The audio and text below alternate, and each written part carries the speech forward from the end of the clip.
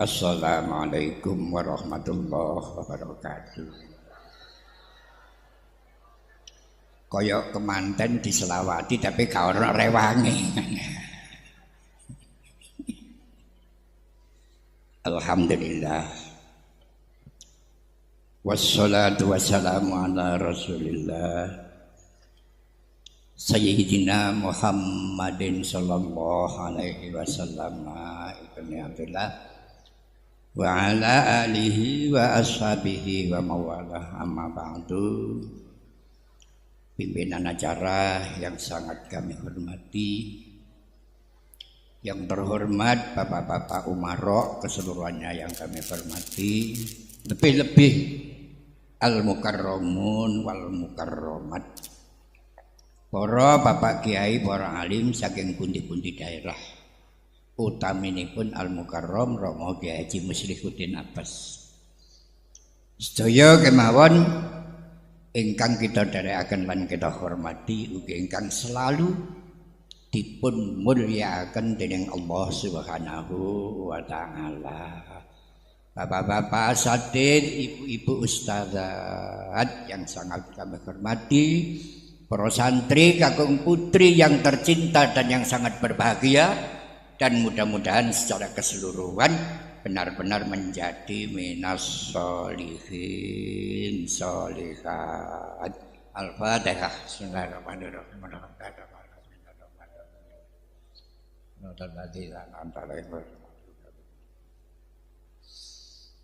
Para hadirin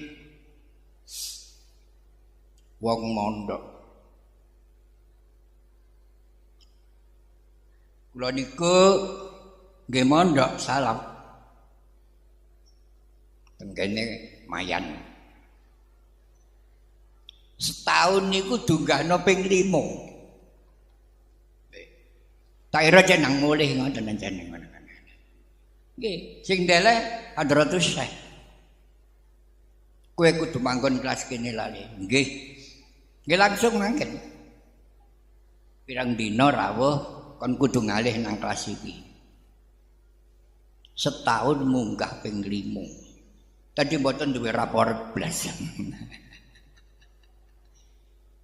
Tahu-tahu kula niku tenggene aliyah kelas 3 ngoten lho Gus. Nggih ya napa wong setahun munggah ping 5. Tapi kula pun pasrah mawon. Wong kula mondok ten Kediri niku budal mlaku, mulih mlaku. Mojokerto, Kemayan, budal mlaku, mulih mlaku. Tibake kok yai dawuh karo-karone Hadratus Syekh Romo Kiai Abdullah Mun'im dawuh sami kali dawuh Hadratus Syekh Romo Kiai Abdul Basir. Tibake dawuh ngeten, wallahi le kowe iki anakku. Kowe ning kene ora ngaji, ora sekolah ritek, ora apa-apa, tapi kowe nek mulih ngelmu ku tak gawakno kowe. Alhamdulillah. Dadi kula mboten kenal kitab babar pisan. Tibake ngelmu gawan niku penak Gus. Napa malih gawan kathik laris.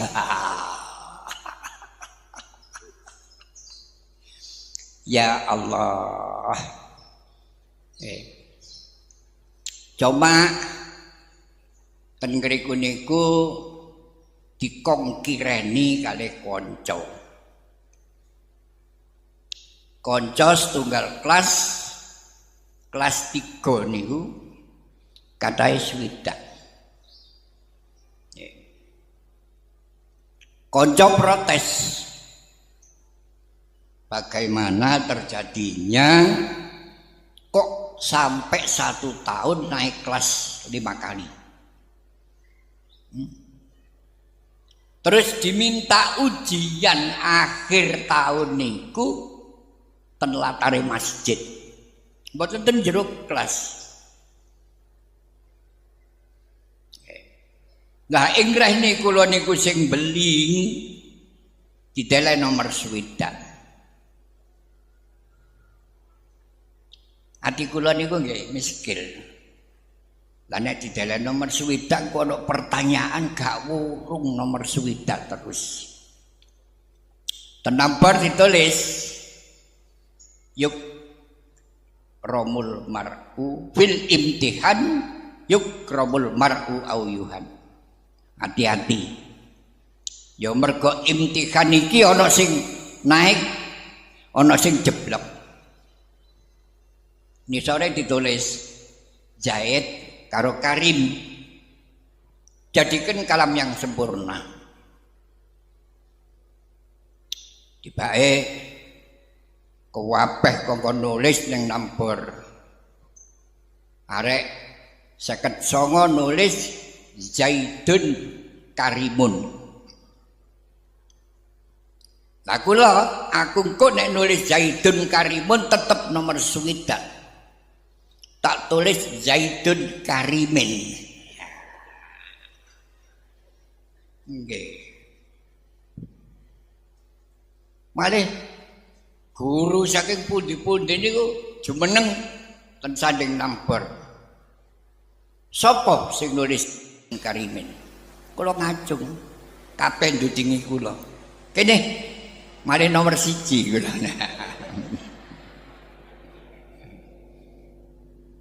Di negeriku mari ditakoni.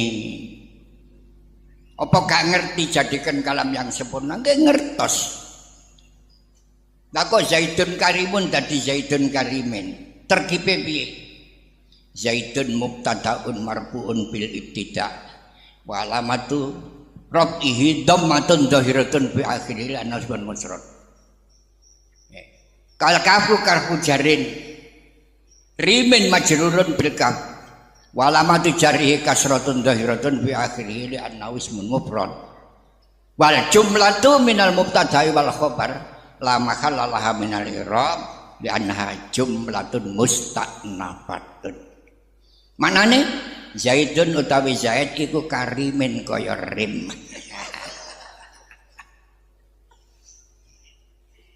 Niku kula ajrih kalih Mbah Yai saking Bendo Bayai Zaid. Sedaya mastani niku waliullah kula nggih miyakini. Ditimbali. Kowe sapa le? Rene nggih. Kula sowan lenggah ten ngandhap, kuping kula niki dijowewer kiwa tengen. Naku ki bahasa Arab, nggih Mbah. Lah kok dicampur cara Jawa? Kula sanes tiyang arat. Kula diambungi Mbah Yai Zaid kali dawuh, wallahi manfaat ngelmumu kowe iki putuku dhewe. Mari sak pirang-pirang itu nangis, masya Allah. Enten guru malih rawuh kali betok gebuk. Nang ngarep le. Nggih. Zaidun Karimun nggih. Mbok ganti Zaidun Karime. Ganti maneh nek iso ganti tak samblek kawan. Kula tulis ngandhapi Zuyida Karimun. Zuyida den bekali sapa Karimun Karim. Nyapa kok dibekali ajenge minggat.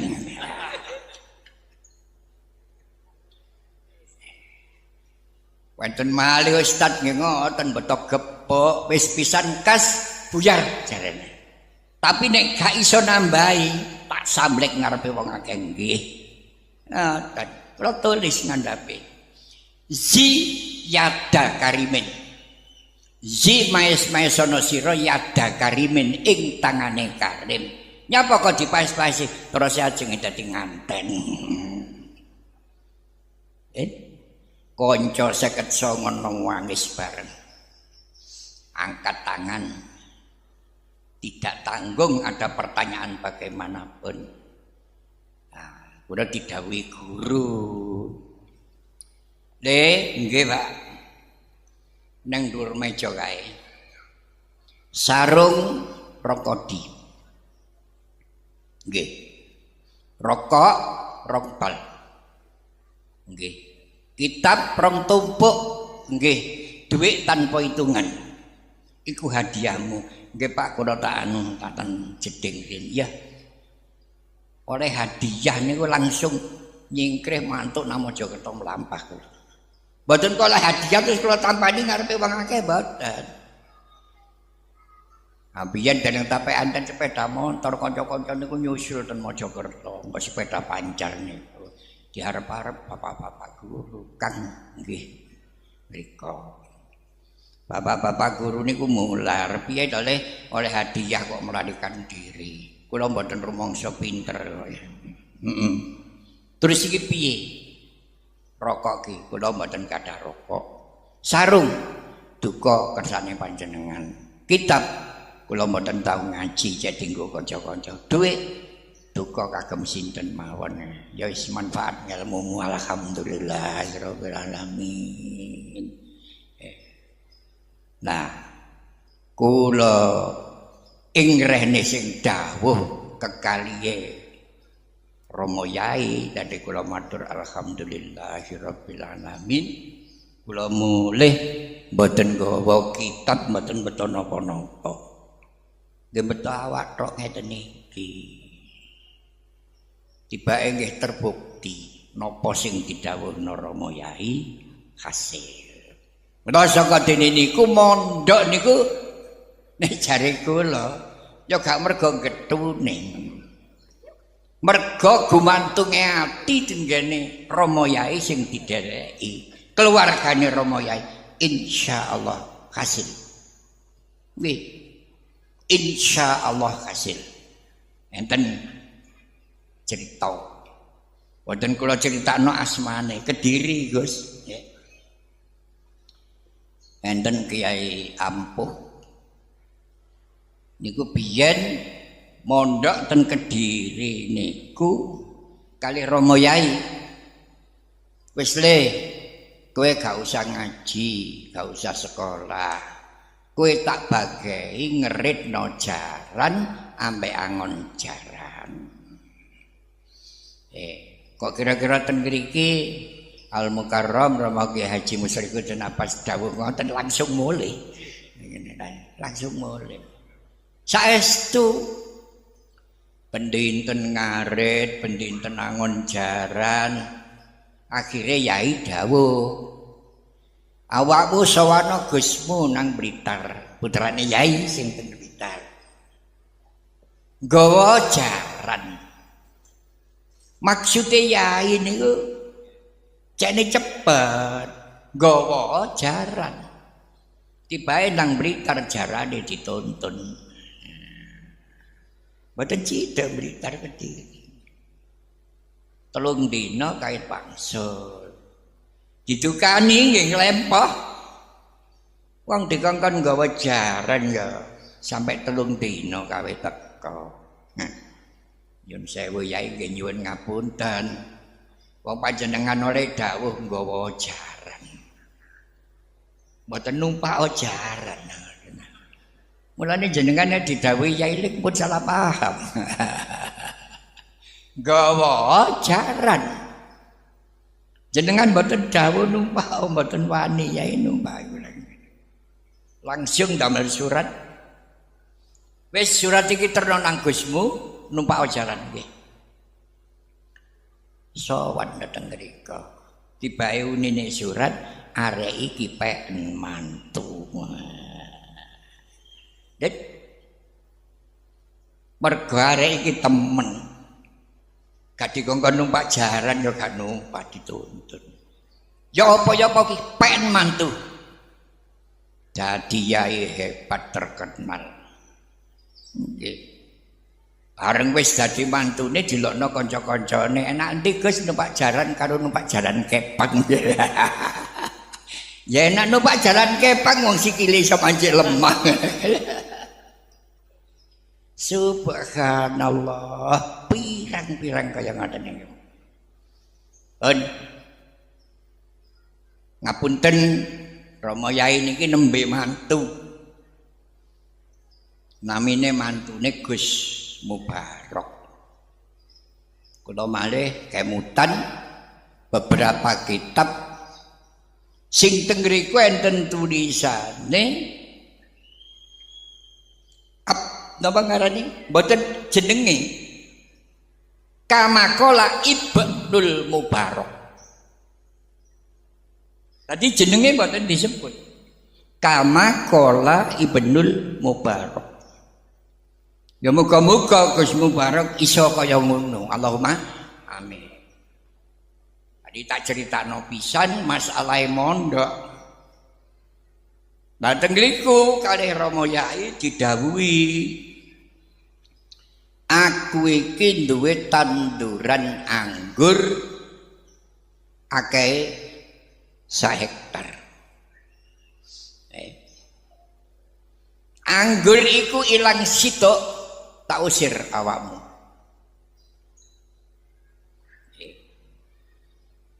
Nah, namine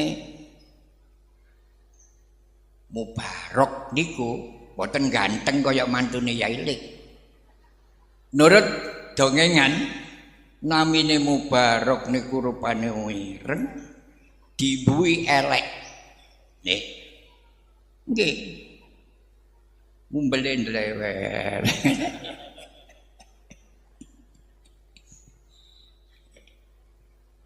Tibae saking kuwatire nunggu anggur niku ilang.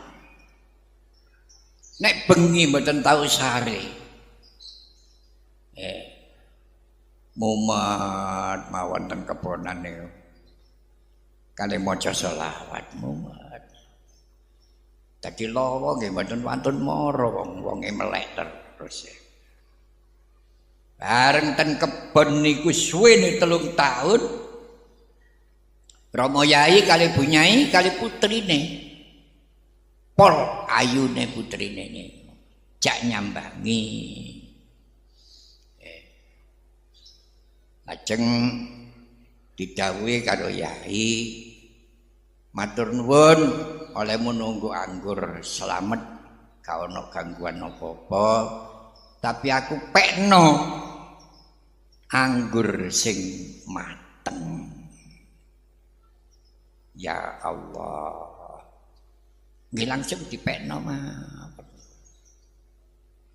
Iki ngono anggur gak mateng.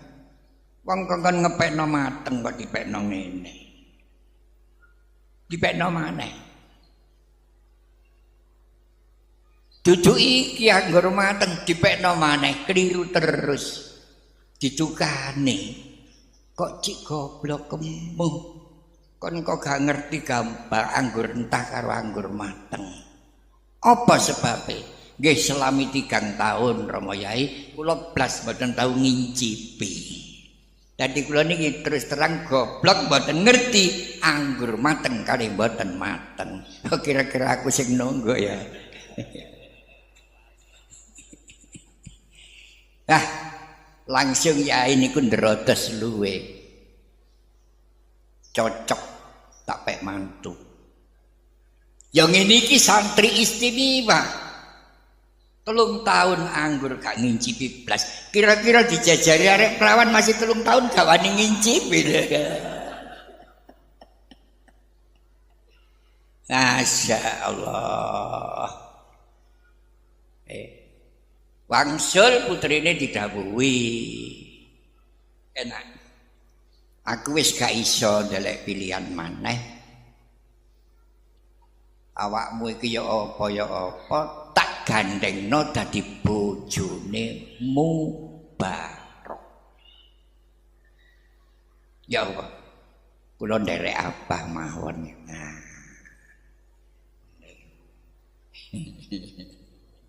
Langsung diparani Mubarak dalem. Kon kate tapek mantu. Muni polane gak ana wedok maneh nek situ niku. Calon mertua di Loh, kok ya apa sih le? Kok mboten cocok ngoten nggih kula dipek mantu. Lah kula dolehaken sinten oleh ningmu. Ya terus. Ya Allah. Gak ono arek larang saniki ditakoni, kon tapekno mantu iku. Gak ono ngoten. Subhanallah. Mulane sakniki gak ono kemanten gak wawuh niku gak ono. Nggih, sing lanang gak muni si wedok ngenteni. Nggih. Malih ana cerita pring padha pring Mas kayu kelor wana nyanding padha nyanding Mas pumpung bapak turu aku kelonono.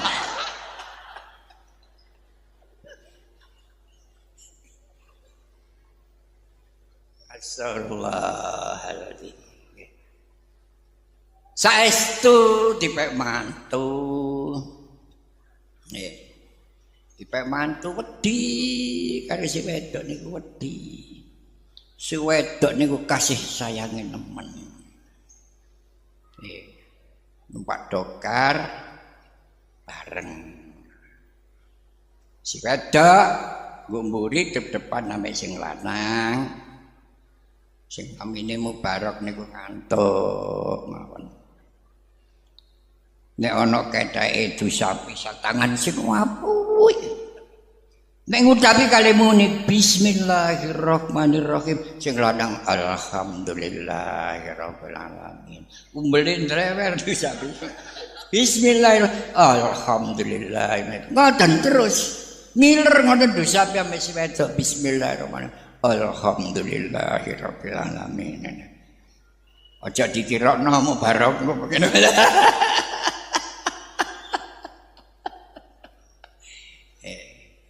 Kaya ngoten niku krana bismillah be alhamdulillah dadi kuncine karomah. Dadi kuncine karomah. Kagungan putra jaler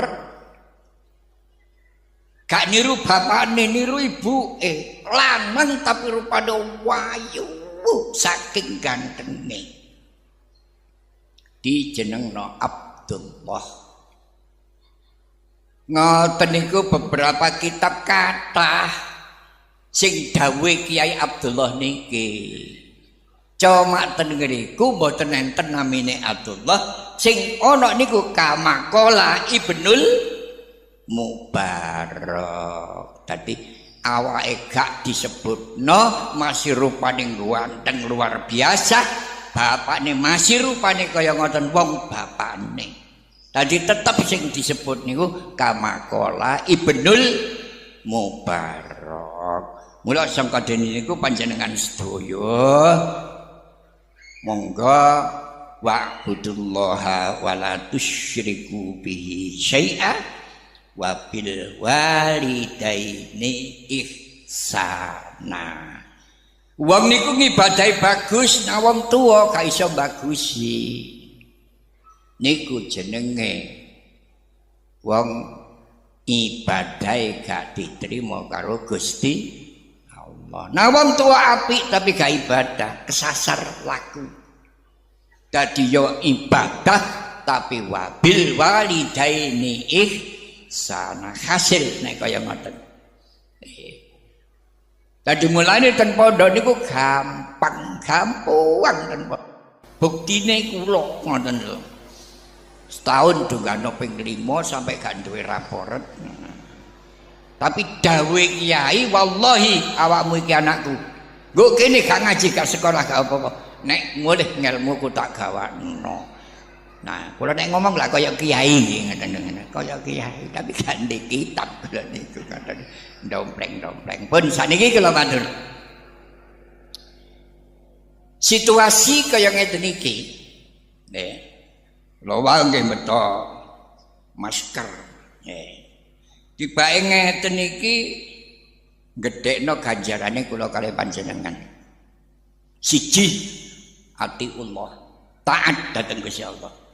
Nomor 2 wa atiur rasul, taat dhateng utusane Allah, wa ulil amri minkum, taat dumateng pemerintahan. Jadi nganggo masker niku oleh ganjaran Gus ngoten nggih. Iki wae ya tak nggo tapi tak sak mosok ngomong maskeran. Dadi niki gedhekno ganjaran kula kalih panjenengan. Ben saniki kula cerita sing nomor 2 Kanjeng Nabi dawuh innamal a'malu binniyat wa innamal likulli imri'in ma nawa. Iki perlu didelok sejarah. Kanjeng Nabi dawuh ngoten niku ten pundi? Nggih. Waktu napa? Kanjeng Nabi dawuh innamal a'malu binniyat wa innamal likulli imri'in ma nawa. Kanjeng Nabi dawuh ngoten niku ten kene Madinah. Kanjeng Nabi hijrah ten Madinah nggih sebagian kathah sing nderek Kanjeng Nabi, nggih sebagian kathah malih boten wantun nderekaken Kanjeng Nabi. Sing nderek Kanjeng Nabi terbesar adalah orang-orang fakir miskin. Nggih. Jadi kelompok fakir miskin sing nderekaken Kanjeng Nabi. Namine sahabat muhajirin. Tibake ten Madinah niku dipapak kalih sahabat Ansor. Sahabat Ansor mapak sahabat muhajirin boten sekedar mapak. Siji perkenalan. Nomor loro ditakoni sampean mriki beto napa? Anu Gus, kula mriki namung nderekaken Kanjeng Nabi mboten beto napa-napa. Tibake sahabat Ansor niku ngota. Nek sampean mriki mboten beto napa-napa, Madinah niki tanah kosong pirang-pirang. Dadi sahabat muhajirin termasuk sampeyan gak nggawa apa-apa, tak mai tanah 1 hektar. Ana kebon kurma. Lah sampeyan mboten ngejak bojo mboten. Mboten duwe bojo. Kira-kira tak oleh adik kula ya napa ngoten ngene. Dadi malih sahabat muhajirin niku dadi wong sugih kabeh. Polahane sahabat Ansor pertolongane sampai kaya ngoten.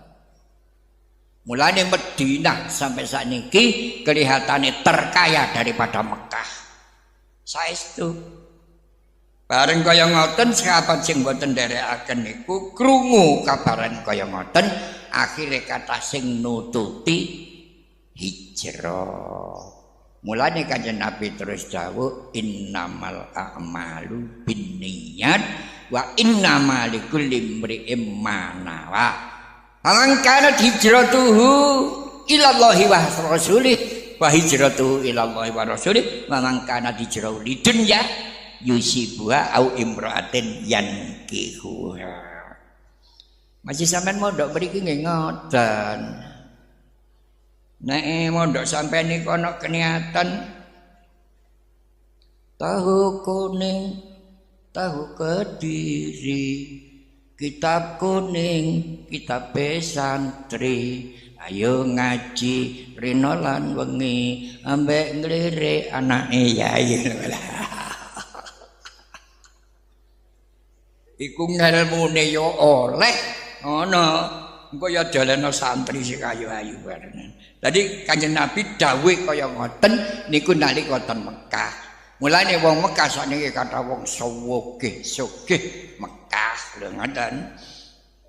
Dadi Kanjeng Nabi dawuh innamal a'malu binniyat wa innamal likulli imri'in ma nawa. Mula saka dene niku kabeh niki keniatane golek ngelmu. Nggih. Ya siji tok. Kejaba taat nanggone Rama Yai napa sing didhawuhaken kula kali panjenengan kudu yakin ngelmune mesti manfaat. Allahumma amin. Niki keyakinan sing wis pokok. Para hadirin kula mboten matur kathah niku mawon ingkang saged kula aturaken. Muga-muga sak anak putu ila yaumil qiyamah barokah mondok nggih dadi minas sholihin sholihat. Al-Fatihah. A'udzubillahi minasyaitonir rajim. Bismillahirrahmanirrahim. Alhamdulillahirabbil alamin arrahmanir rahim maliki yaumiddin iyyaka na'budu wa iyyaka nasta'in shiratal mustaqim shiratal ladzina an'amta 'alaihim ghairil maghdubi 'alaihim waladdallin amin. Allahumma shalli wa sallim ala sayyidina Muhammad alhamdulillahirabbil alamin.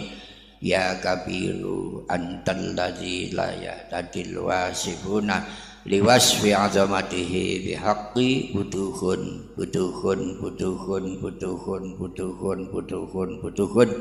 ya muyassir yassir ya mudabbir dabbir ya musahhil sahil alaina kula asirin bijahil basyirin nadhir bi rahmatika ya arhamar rahimin. Donga sing nomor 2 anak putu ila yaumil kiamah dijamin karo Gusti Allah. Rabbana atmim lana nurana waghfir lana innaka ala kulli syai'in qadir. Rabbana atmim lana nurana waghfir lana innaka ala kulli syai'in qadir. Rabbana atmim lana nurana waghfir lana innaka ala kulli syai'in qadir. Allahumma jammilna bil afiyati was salamah wa haqqiqna bit taqwa wal istiqamah wa a'idna min mujibatin nadamah innaka sami'ud du'a. Allahumma sholli ala sayyidina Muhammadin wa ala alihi wa sahbihi adada ma fi ilmillah salatu wa salaman daimaini bi dawami mulkillah salatan tarzuquna biha fahman nabiyyin wa hifdzal mursalin wa surata ilhamil malaikatil muqarrabin wa mulhaqna biha bis salafil ulwiyin wa tumittuna tumittahum fi kulli waqtin wa hinin bi madhifatika ya arhamar rahimin. Gurung dongano Gus Mubarak. Barakallahu laka wa baraka alaika wa jama'a bainakuma fi khair wa barakallahu likulli minhuma fi sahibihi. Rabbana atina fid dunya hasanah wa fil akhirati hasanah wa qina adzabannar. Subhana rabbika rabbil izzati amma yasifun wa salamun alal mursalin walhamdulillahi rabbil alamin. Al-Fatihah. Bismillahirrahmanirrahim. Alhamdulillahirabbil alamin. Iyyaka na'budu wa iyyaka